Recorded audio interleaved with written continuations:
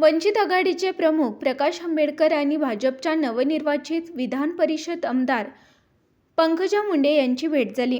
लातूरहून बीडकडे येत असताना प्रकाश आंबेडकर यांची पंकजा मुंडे यांनी भेट घेतली. प्रकाश आंबेडकर यांची आरक्षण बचाव यात्रा सुरू आहे. ही यात्रा लातूरवरून आज बीडमध्ये दाखल होत आहे. दरम्यान पंकजा मुंडे यांनी प्रकाश आंबेडकर यांची भेट घेत त्यांचे स्वागत केले. पंकजा मुंडे यांनी प्रकाश आंबेडकर यांची भेट घेतल्याने राजकीय वर्तुळामध्ये चर्चेला उधाण आलंय. गेल्या काही दिवसापासून मराठा आणि ओबीसी आंदोलनावरून राज्याचे वातावरण ढवळून निघालं आहे.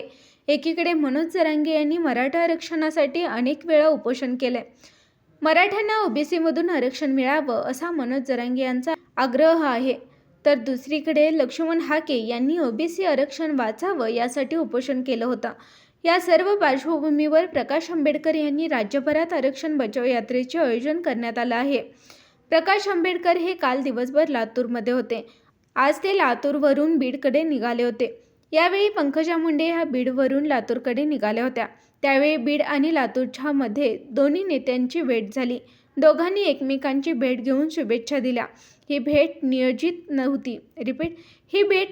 नव्हती. अचानक भेट झाली. मात्र ही राजकीय वर्तुळातील महत्त्वाची भेट आहे.